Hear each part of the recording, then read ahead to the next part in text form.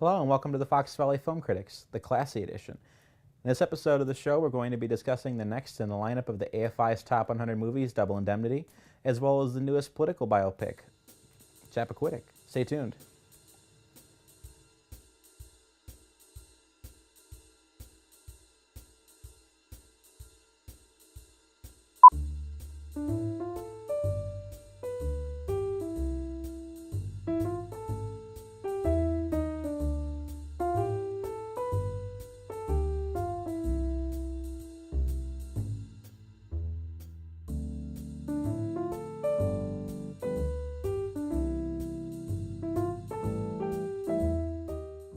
Hello and welcome to the show, brought to you by Groupthink Productions and FVTV. Joining us once again is Groupthink Productions executive producer Darren. Thank you so much for having me. Glad to be here. I like that we just got rid of the pretense and we're just down to Cranibal at this point. That's what we got, so. Classy as frick, but yeah. We're starting today discussing Billy Wilder's Double Indemnity. You bet. So, not only a film noir, but essentially establishing film noir. Yes. And speaking of classy, we get to say film noir on the classy episode. So even better. You know what noir means? No. It's French for black.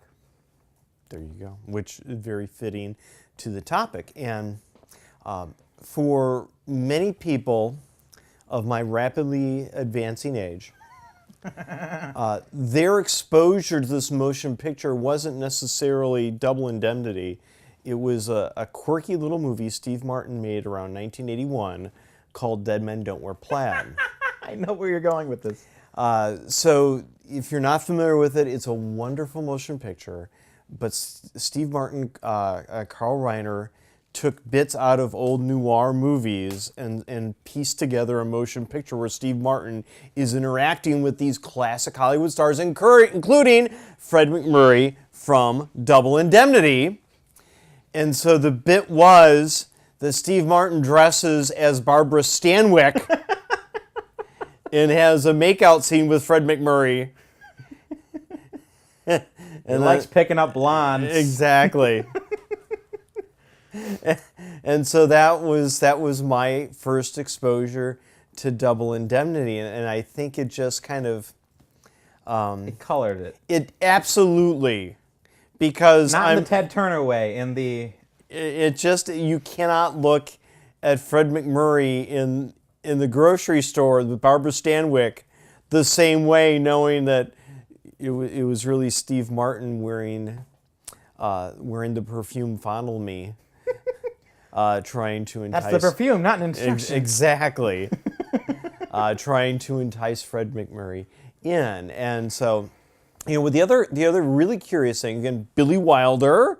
We're definitely on a big Billy Wilder kick as we're going through these AVI movies. Yes. This is what, the third?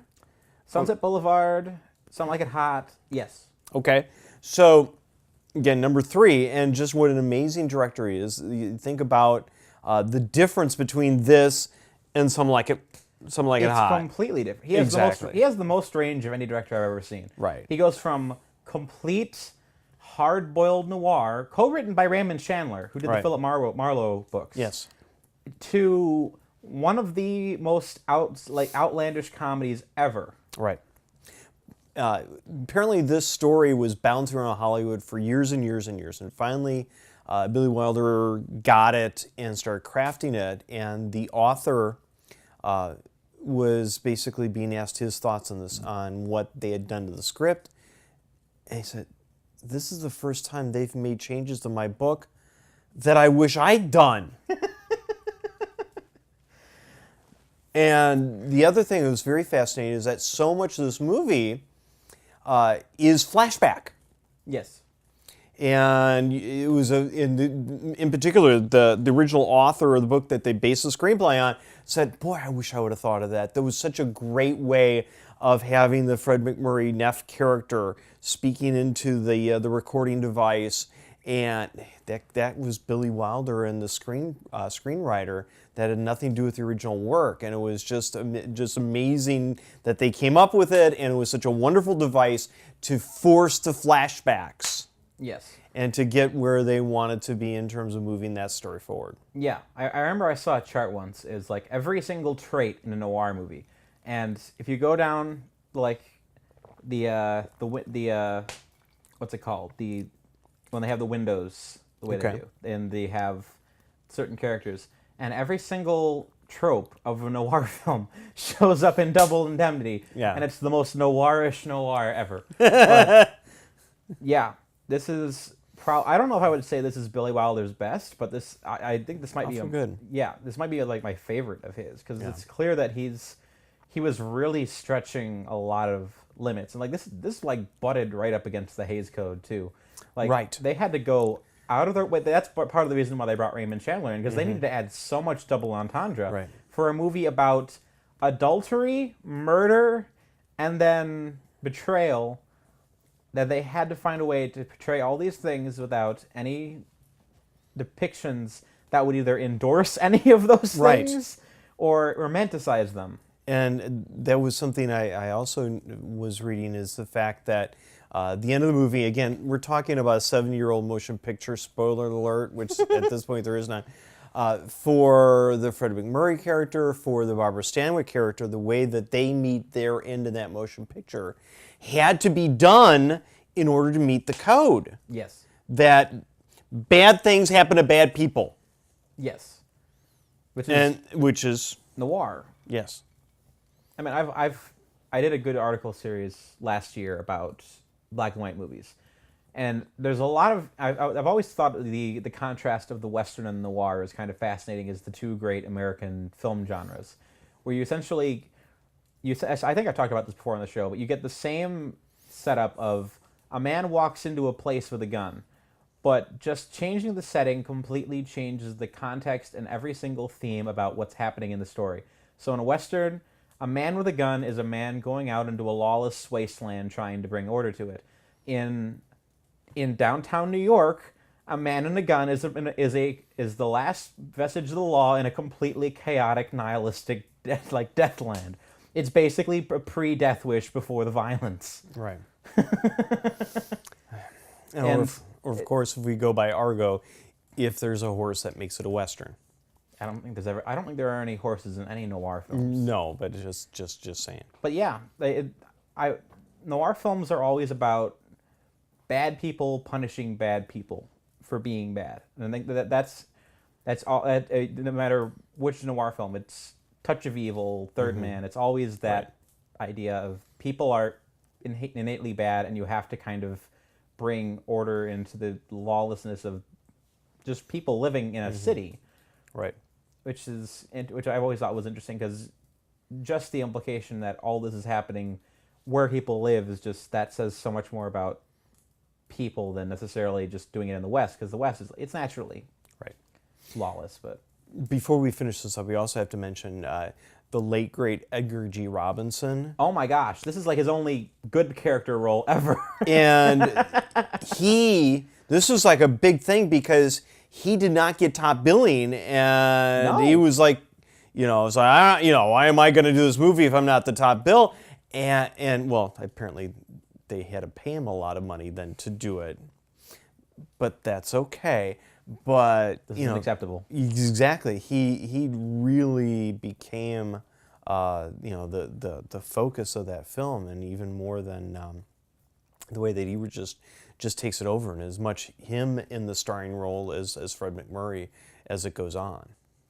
Yeah, I mean, he is so good in this. He's doing the complete opposite of his Little Caesar like tough criminal role, but he's smarter than everyone else in the room, and you can clearly tell he's more capable of figuring out what's going on with the criminals and people who are trying to commit insurance fraud, and it's just so wonderful seeing him not complete scum.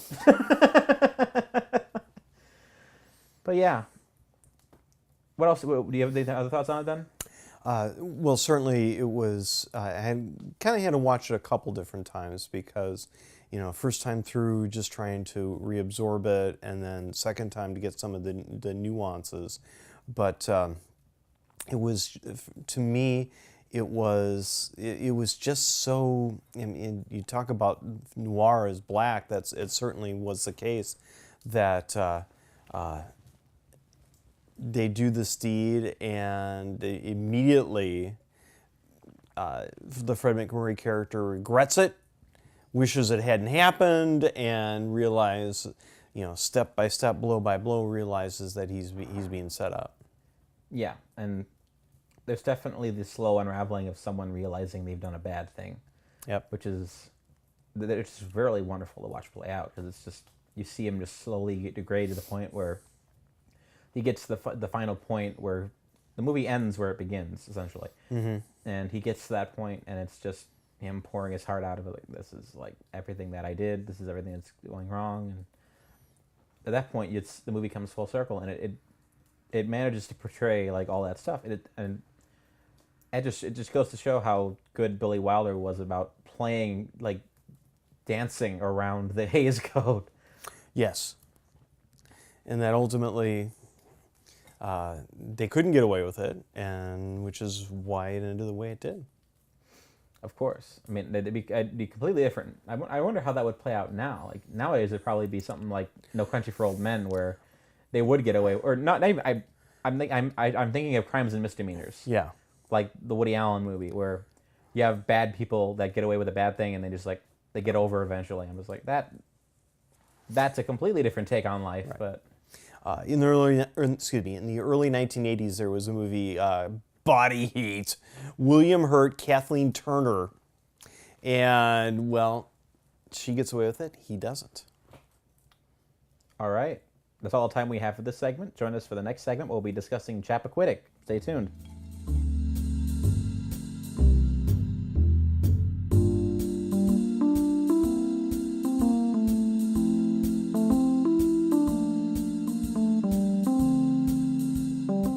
Chappaquiddick is the real-life story of what Ted Kennedy did.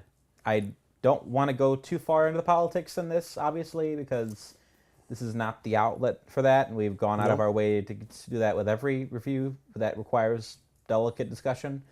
So, how do you want to approach this, then?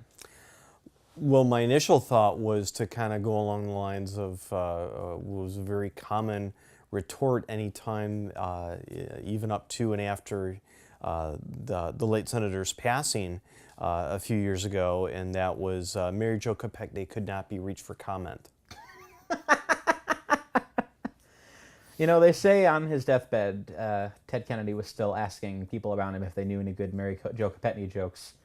But I think this requires a little explanation, because this is not a movie I don't think most people are jumping out to go see. So. Yeah, it was a little strange, because certainly there was a lot of chatter about the film, and certainly the folks, the way it was presented, it was a very artful approach to the motion picture, but it opened 7th at the box office, which meant that it was going to die a fairly quick death, and is probably already into the smaller theaters. I have never been to a theater with that many old people in it. They were all alive when this happened. Some of them may not have made it through the entire picture, but again, then again, Mary Jo didn't either. Thank you. What was curious is all the things that were going on at the same time. So literally the weekend that Neil Armstrong, Buzz Aldrin are ready to put land the Eagle on the surface of the moon, Ted Kennedy has a reunion along with some of his staff, as well as folks that had worked with his late brother Bobby Kennedy's. At this point, he was a senator. He was potentially going to have a presidential run within the next 4 years. Right. So this is 1969, looking ahead to 1972, and he's likely looking to run for president at that point, and just kind of reunion of some of the folks that had been involved in Bobby Kennedy's run for the presidency the previous year, of course. Tragically ended when Robert Kennedy was shot in the Los Angeles hotel by Sirhan Sirhan. And they got together, they do what adults do, they had fun, they danced, and the way that again, there weren't webcams available, so we don't know all the activities that took place that night. But The movie doesn't go into conspiracy theories. right, absolutely does not, and says it was very much a platonic relationship between Mary Jo and Edward Kennedy. Which it may very well have been. So It very well could have. We don't know. And, but does show certain activities taking place.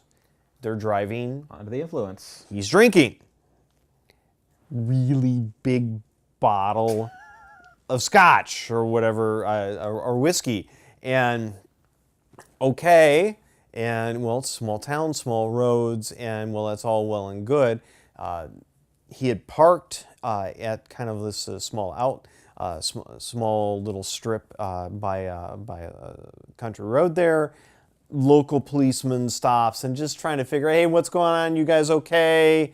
You know, if it was trying to figure out if there's anything goofy going on that he needed to be aware of, and They just drive off. they drive off.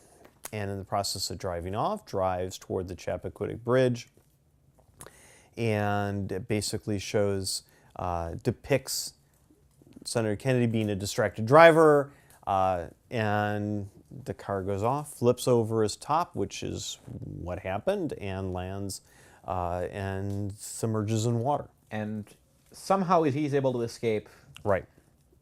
and Mary Jo Kopechne was Is not. Right. Now, there are some, at this point, we really don't know all the things we don't know. That, one, I've seen some writing where suggesting that because of the tides, the water might have been a lot lower than what was depicted in the movie. So in the movie, it shows the car completely submerged right away. Well, in the writing, it suggested, it could be possible that thing landed in maybe just a couple of feet of water, or 3 or 4 feet of water, and wouldn't have been all that hard with the senator's window open. He just he got out, and the question is, did he really go back time after time after time to try and get Mary Jo out? We don't know. We weren't there. The film presents him in a more chivalrous light, and then immediately turns away from a chivalrous light and shows him plodding step by step by step back to the party that he left to get his friends to try and get him out of this. Yes, and his first words upon getting back there are not, Mary Jo Kopechne is in danger, it's, I'm not going to be president.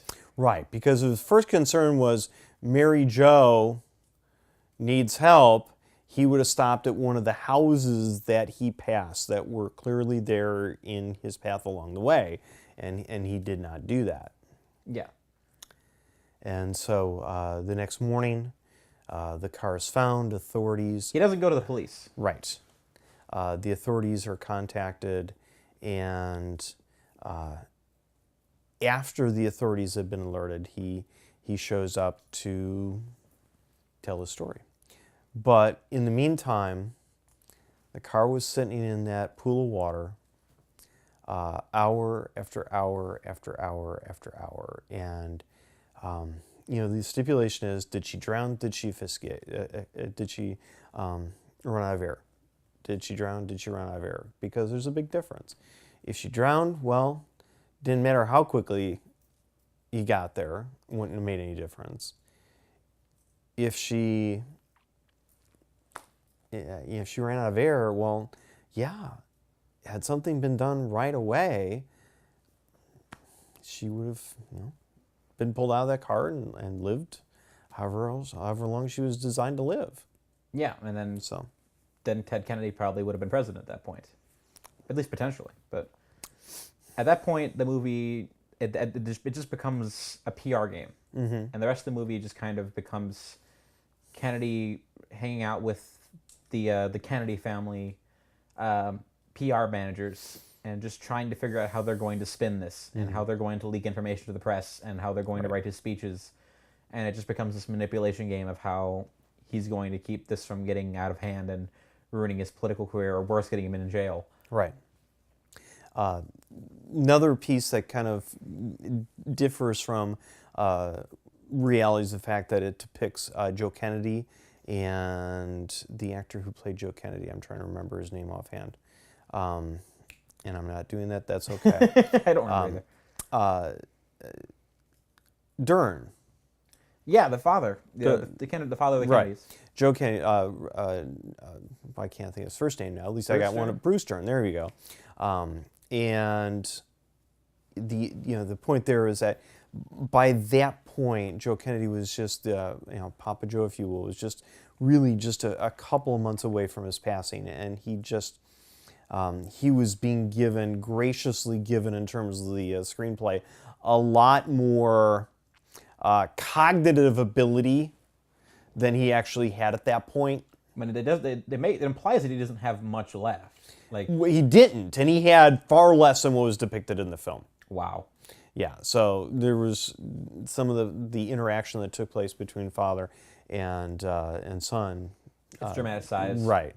And, and ultimately that's part of what's going on here is the fact that Joe Kennedy had 4 sons. One was lost in World War II. One was shot in Dallas as president. One was Bobby Kennedy, senator, killed on the presidential trail. And so Edward, the one that was left, was carrying the burden of the family. And didn't they have a daughter too? Several daughters, but the daughters, Joe wasn't trying to make them president. Oh yeah, he's got to make the sons president. Right. So the point is that the focus of the family was on Edward, and he's such the disappointment, and he's bearing that as his burden, as his Sisyphusian boulder. Yeah. And I did say that. I did pronounce it correctly. In terms of living his life, and at some point, it elicits. You can see the pain. You can see what he's trying to do. At some point, buck up. You're born with a silver spoon in the mouth. Go do something with it. And for much of the film, he's just like whining about his lot in life. It's like, let's cut it out. Yeah, I think to bring this full circle, I think what makes this a movie that I really wanted to see. I don't think it was a great movie overall. I think it was a very good movie, but it was kind of underdirected. It was a lot of meandering from a narrative perspective, but what made it interesting to me is that, without getting into politics, this movie took a very long time to happen. Mm-hmm. This is a movie that could have happened 50 years ago that was following what happened, but I think the lesson that kind of needs to come out of this movie is a lesson in the danger of political power overshadowing important historical events. Like, obviously, I don't want to say anything pro or against the Kennedys, but they were very powerful, and obviously they did not want the story getting out there. Yeah. But now that they've kind of dwindled, we're just now seeing it, and I don't want stories like this kind of held back when there is something that could potentially be dangerous, especially in modern politics. But yeah, I think that it's definitely a story that needed to be told. That's all the time we have for this segment. Join us for the final segment where we'll be getting the movie recommendation. Stay tuned.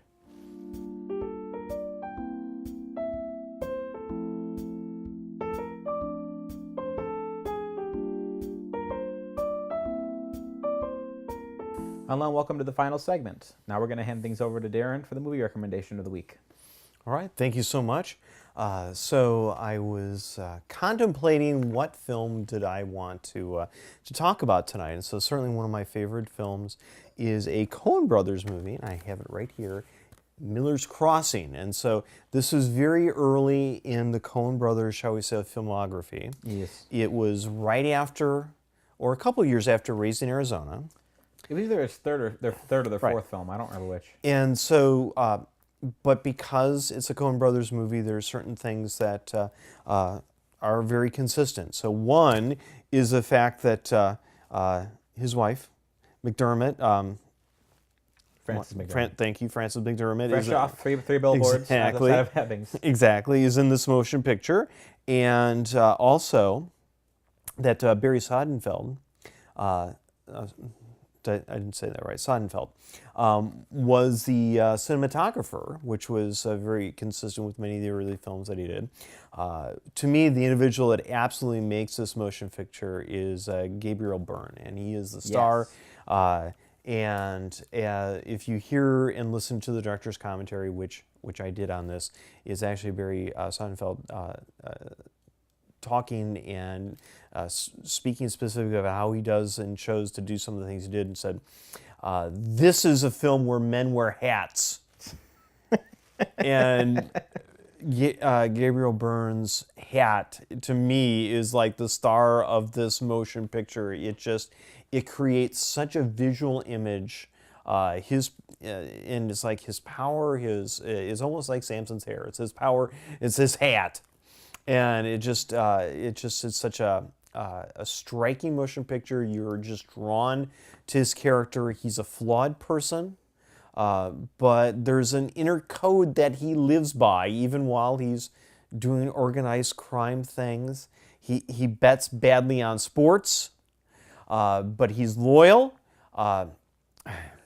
He refuses to do bad things, and it nearly costs him his life. And it is just the whole story is one of personal redemption, but also of ultimately, circles coming back to where they start. And somebody who's not unfamiliar to Coen Brother movies is also in it. John Turturro, who we'd later see in Barton Fink. Yes. Within a couple years after this was released. And so there's just, as part of the filmography, just to see some of these pieces coming together, and how in the midst of this, of them growing into becoming the amazing movie makers that they were, where this stood in terms of really a tremendous work very early on in their career. Yeah. Like right off the bat, like you see Blood Simple, and then you see Raising Arizona, and they're both fine movies, but they're very small, and this is just such a huge jump. Yes.